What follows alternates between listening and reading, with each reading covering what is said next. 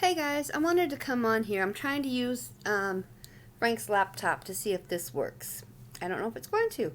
I'm just going to come on and talk to you though. First, I want to show you something.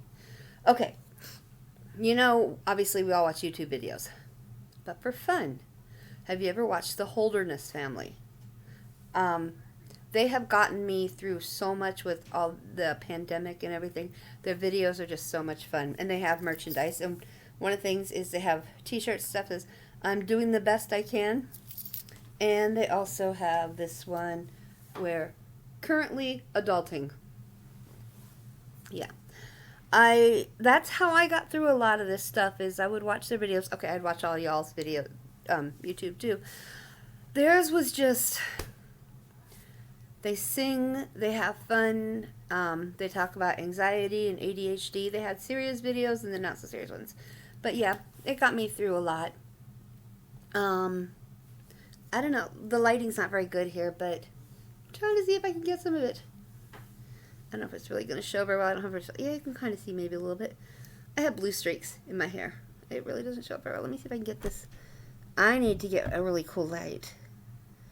There you can kind of see the blue. You can see the blue in my hair there. So I need to do, I just need to hold the lamp right up there. But then it's shining in my eyes. I would say I'll do the rest of this with this up here. I wonder if I put it on top of my soda can back here. But then I can't drink my soda. Sorry, you just saw my armpit. Okay, well, yeah, I have the blue streaks in my hair because March is Colon Cancer Awareness Month. And today is Colon Cancer Awareness Day, and they ask everyone to wear blue to honor those who are battling the disease, who have passed away from it, for their families, for anyone going through it, and just to bring awareness to it. Everyone tells you that. Okay, I'm gonna get serious a little bit now. They tell you that there are the signs for colon cancer that go get your colonoscopy when you turn 50. Okay, some people need to go before they're 50. I'm sorry for the glare. Should I take off my glasses? I can't take off my glasses. I've got to work on this stuff. But I never saw the signs with my husband. Those of you who know Frank, come on, Harper.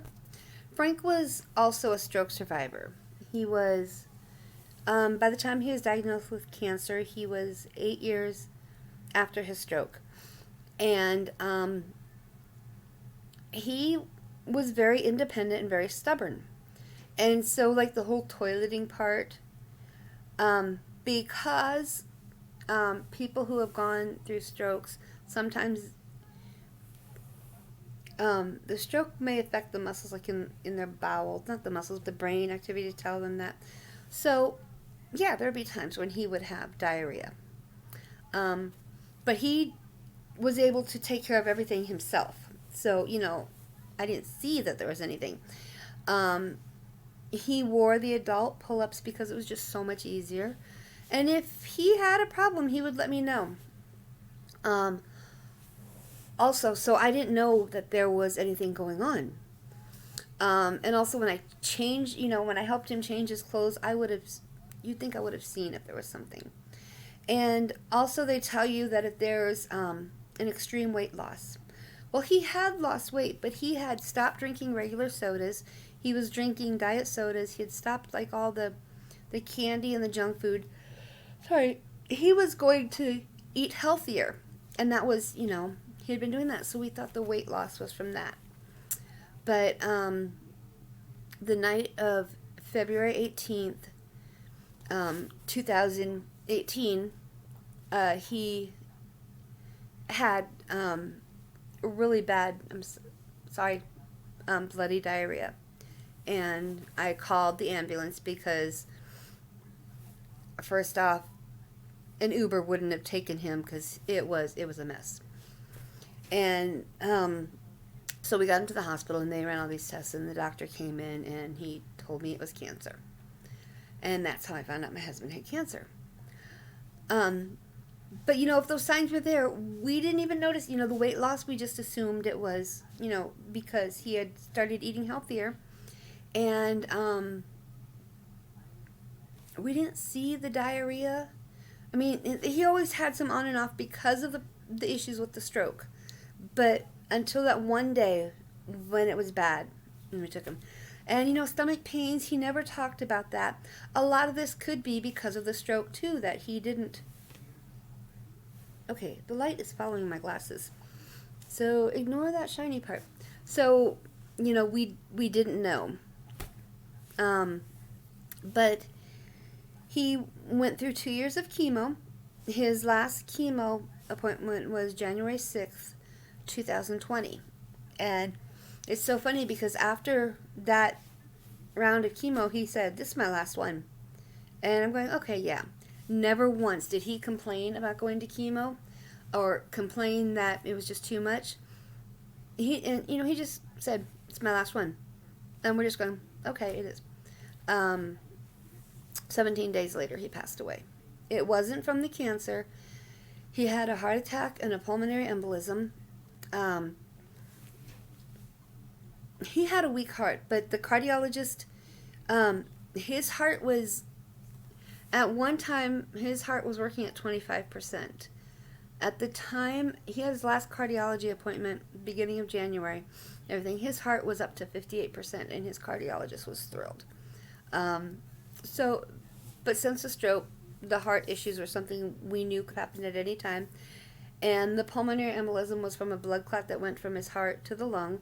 That's what that was how his stroke was too, the blood clot that went from his heart to his brain. And the blood clot was caused by his irregular heartbeat, which we had in control pretty much. And he was taking blood thinners, but it was just one of those things that we knew, we were told could happen at any time. Anyway, I went off on all that just to tell you that today is Colon Cancer Awareness Day. The entire month of March is Colon Cancer Awareness Month. So, there's that, and I guess I'll talk about a couple more things. I'm at 7 minutes right now. I want to ask you out there, are any of you, as adults, diagnosed with ADD or anxiety? I have had adult diagnosis of both. And the other day, I've been really thinking about it. We thought we knew what my trigger was that started my anxiety. And it had nothing to do with Frank. It was something else. But then, thinking about this and talking to people, I'm realizing my anxiety's probably been my whole life. My ADD, we figure it's been my whole life too. I asked my mom passed away 2 years ago, but when she was alive, I asked her, I go, "Mom, how come you never had me tested? Why?" And then, back when we were kids, you didn't test your kids for ADD. It just wasn't, they just didn't do it. And so I didn't have a diagnosis till I was an adult. And Mom just thought she just thought it was one of my quirks because she told me, I was different. I did things differently. I did my homework differently. I did different things differently. But as I've been thinking about this and talking to friends about it, that's probably been around my whole life too. And it explains a lot.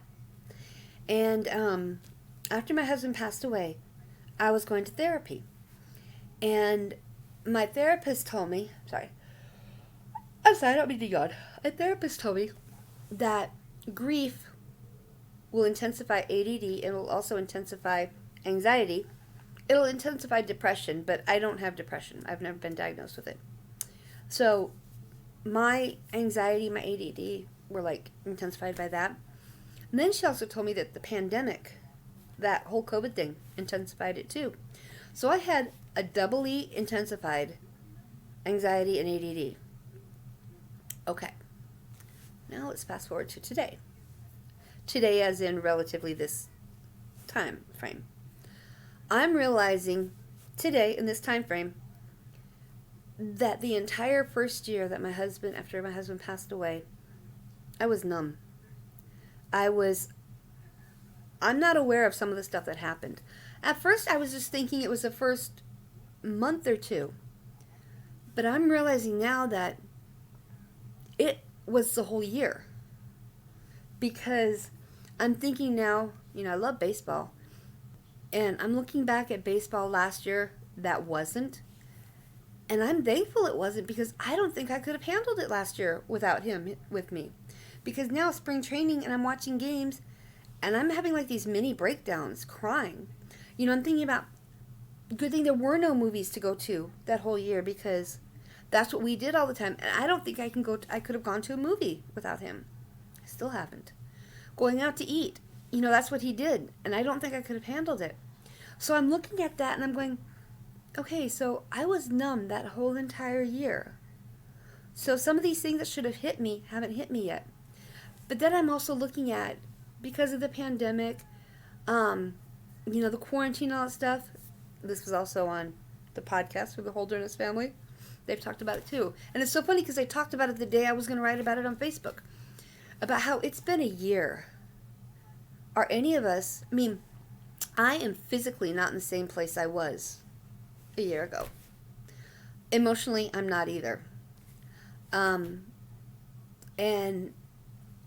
you know, I'm just going, well, this is all leading to, I'm thinking that, so I want to talk to other adults with adult diagnosis, anxiety, or ADD, if they've gone on medication, or if they've done it, dealt with it in other ways, because my doctor and my therapist have decided, and with myself, we've not done any medication. But because of everything that's happened this past year, not only with the pandemic, but with my husband, and then realizing I missed that whole year, I'm thinking about medication and talking to people and stuff about it. So, I guess I know. I just talked a lot. I'm starting to use my husband's laptop. So if this actually works, I may start using this instead of my little phone for videos. And if this does work, I'll be back more often just to talk to you. So y'all have a good day. Still stay safe. If you've got your vaccination, God bless you. I'm waiting for my name to come up. Love you. Bye.